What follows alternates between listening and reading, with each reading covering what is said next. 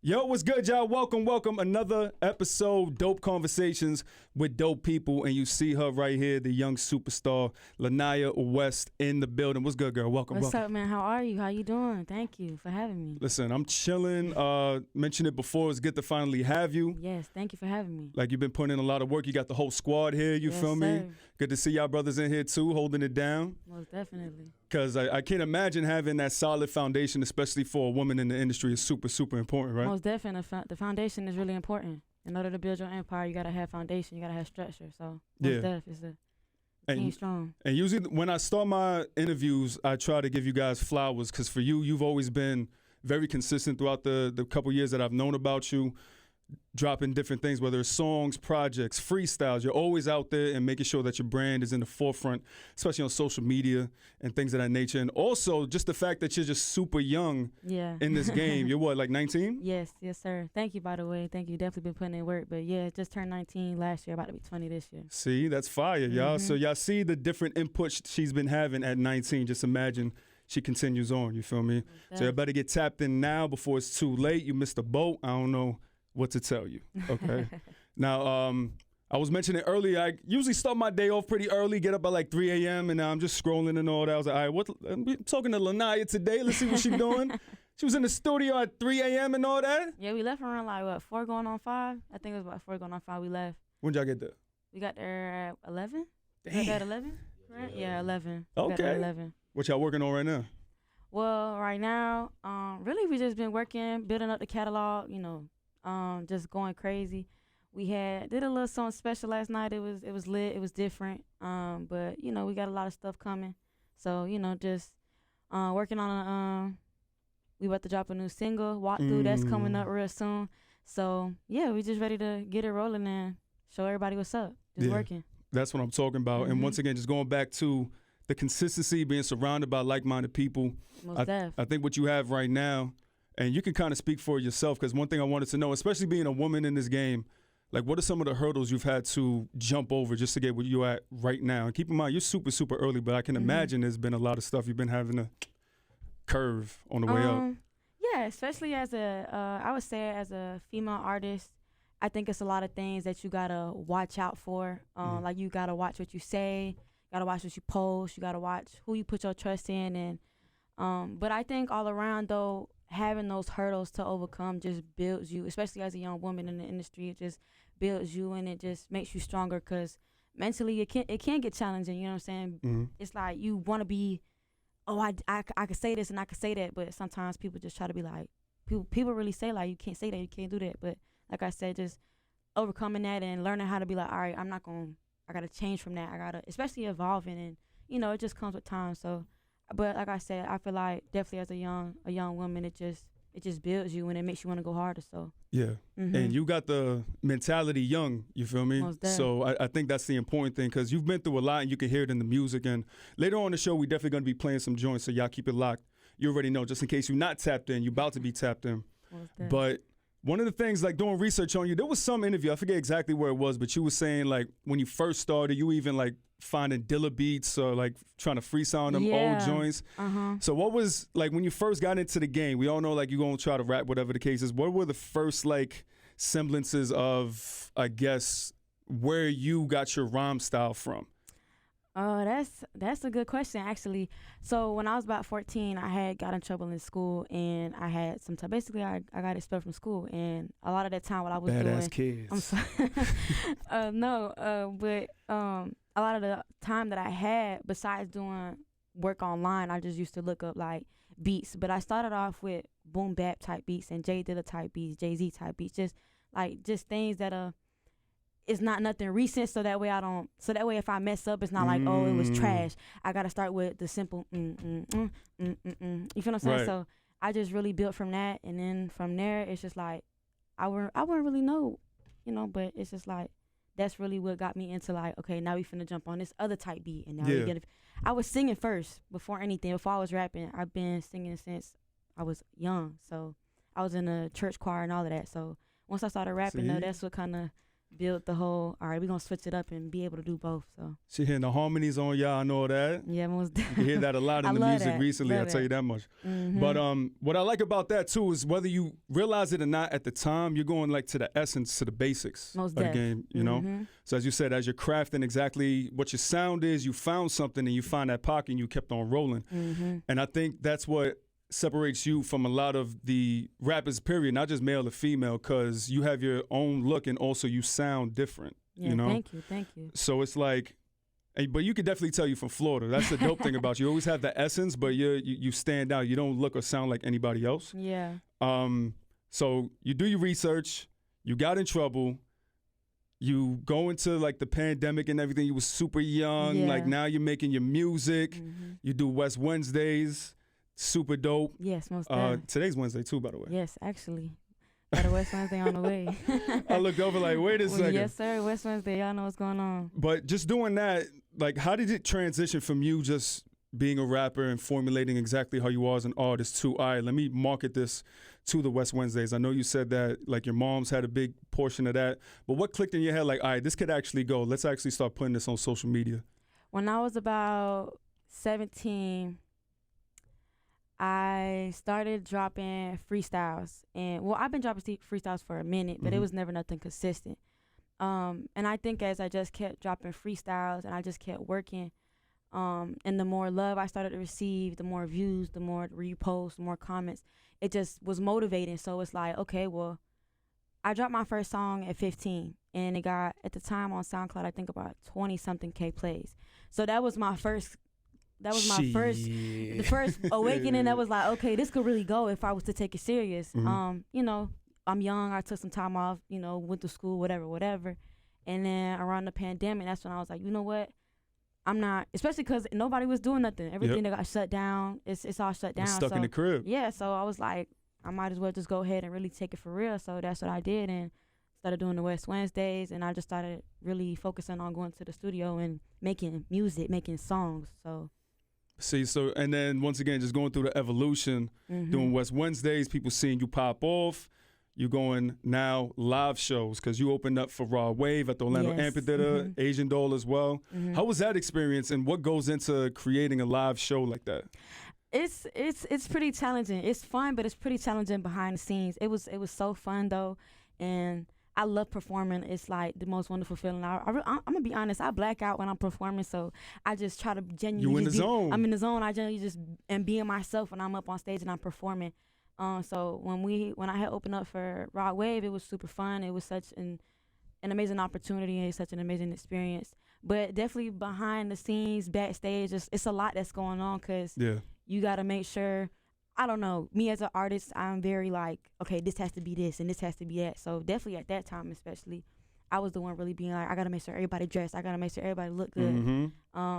But same thing with Asian Doll. It was so fun. It was just a good experience when I had opened up. It was just super fun and an amazing opportunity, like I said. Yeah, I'll tell you one thing. Working here before I got on air, I was doing like promos. I was helping people set stuff up and all that. Yeah. I know how chaotic them shows can be. Yeah, people running around, people know what the hell going on, but at the end of the day, it's gonna get done. Y'all have background dances and all that.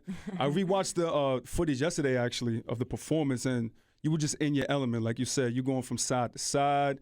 You're not just standing there, like you're actually performing, which is what I love. So, how important is that live component to you now, coming out of the pandemic? Because like you said, we were all inside. Now we about to come outside.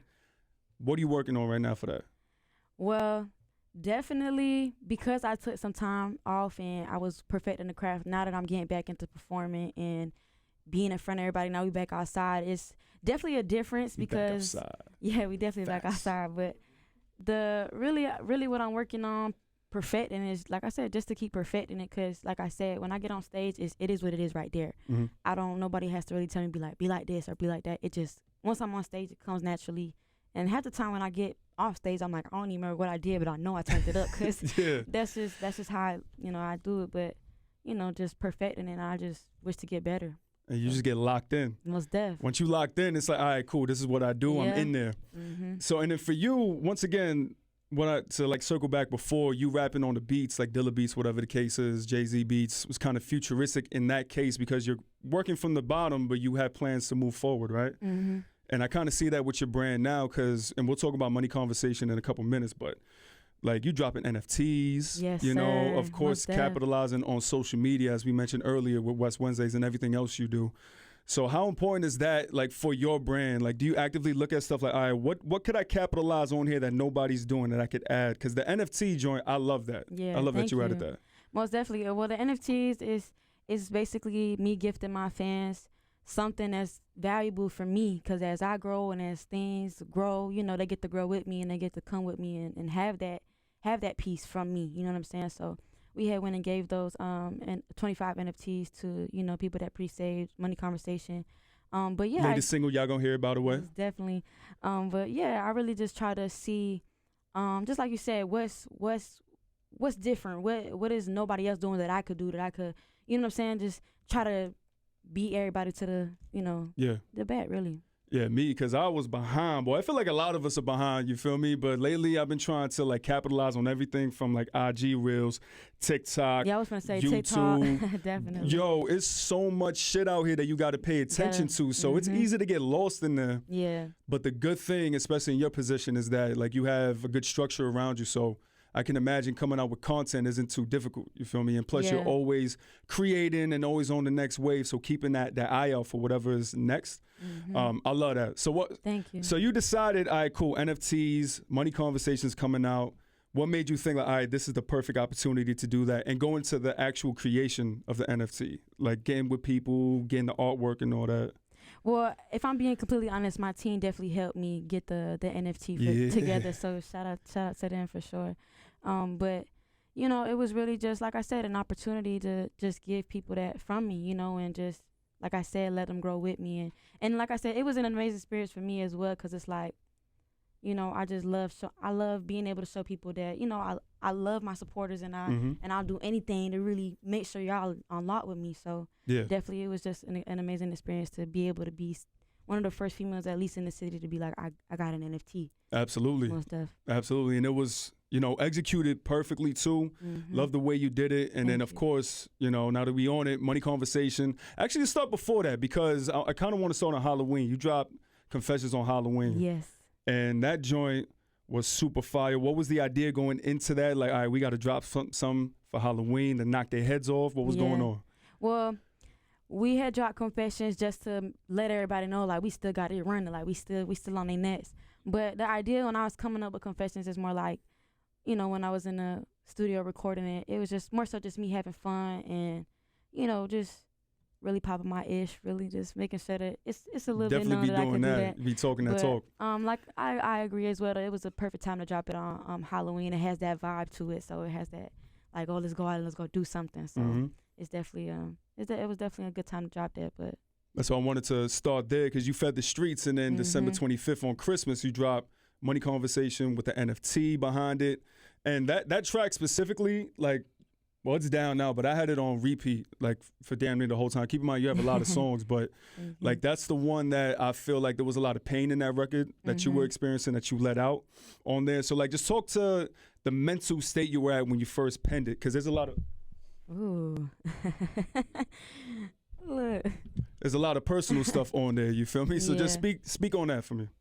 The mental state that I was in when I was making Money Conversations was more so like, just like you said, I was going through a lot. I was learning a lot, especially as a female, as an artist, period. You learn a lot, especially coming up in the game. And, you know, it was a lot of pain. It was a lot of hurt. But I usually always say, like, the mic is my therapy. So I just tried to really just put it into words and make everybody feel like it's relatable. You know what I'm saying? And let everybody be like, you know what, I can relate to this, and I could repost a song because I've been through that, or I've seen that, or, you know. So that was really the mental state I was in. But, you know, I love the song, and I'm glad everybody else is enjoying the song too. It's, like I said, I just wanted it to be as relatable as possible, because it came from somewhere that was really just hurting deep down inside. So yeah, and I tell people all the time, the music that I usually like gravitate towards is pain music. I want to know what you're going through, what you've been through, how are you right, and all that. Yeah. And I feel like in that record, you kind of encapsulate exactly that. And also on top of that, which I completely skipped over, was the Lemon Pepper freestyle went crazy. Yeah, that went stupid. It was so fun recording that. From recording the song, for recording the video, letting it go crazy. It was a reintroduction, you know what I'm saying? I had sat back for a second and took my time off a little bit, and I just jumped back in the water and we dropped it, and it was just a fun experience to just get back in it and show everybody that, okay, everything before this, that was just an experience. But you know, it was definitely a great opportunity to drop it and show everybody I'm back. Yeah, I went back on YouTube to check it out. The last time I seen it was probably like at 90,000. I think it's at like 200,000 or something like that right now, 250. Yeah, I was gonna say about 250. I was like, damn, God, this thing done took off. So talk about the treatment for that, because that treatment for the video is crazy. Yeah. Like, it's super dope. Seeing you on like the surgery table, they going to work and all that. Where did the ideas for that come from? The surgery table had really came from, obviously, Lemon Pepper. I'm also talking about a lot of things that I went through. So that also came from a hurt place. So that really just gave the idea of like, they trying to work on my heart, but it's not looking like it's not looking like it's about to work no more. You feel what I'm saying? It's looking like it's over. But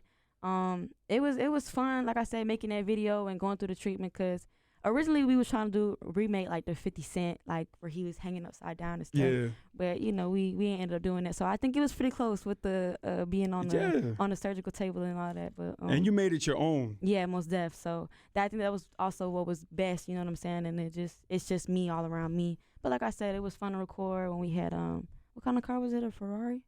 Am I wrong? Ferrari? I think it was a Ferrari. Everybody looking around like, yo, was it a Ferrari? It was a Lambo. The Lambo was super nice. I got to get on top of it and whatever. We was just having fun. So yeah, it was just, you know, just a good experience, most definitely. That's a good way to put it too. Just like a nice reintroduction, just to let y'all know, by the way, we still doing this. Yes, so sir. Go run them numbers up once again. Lemon Pepper Freestyle on YouTube. Money Conversations out right now. You got Confessions out right now. Everywhere. She's working on so much new stuff right now. Coming up next. That's my next single coming out. Walk through. And that's coming through. That's fire right there. That's gonna be the one that shake it up a little bit more. Shit, that's the one I'm looking for. I'm not gonna lie to you.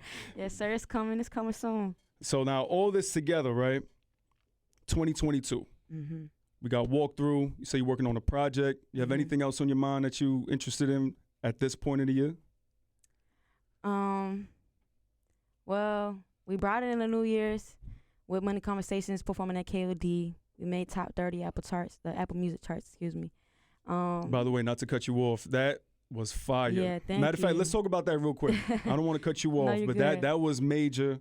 And just the videos that came out of it, man, it looks so lit. Talk about that experience for me real quick. I don't really know what to say besides it's all been just a good experience. Well, you did say that you kind of black out when you in there. You just go to work. Yeah, you know? So I don't know. It was just a great experience. You feel what I'm saying? Just being able to say I'm one of the first female artists to really make history. Really, you feel what I'm saying? Like it's been a great experience, and like you said, I just be doing my thing when I get in there, and it's just fun. This is all just fun to me, and you know, I'm just glad that I'm given the opportunity to just show the world my gift. So definitely. Yeah, shout out to that KOD performance, man. Yes, something different coming out. Shout out to Out the Gate as well, the whole squad in the building. Yes, sir. Out the Gate ENT. I'm gonna try to get the whole, you know what I mean, move around here. But the foundation, man, because just to circle it around, I remember I think it was on Lemon Pepper, you were speaking on like label issues, things of that nature, messing up your productivity or whatever the case is. It doesn't seem like that's an issue now. No.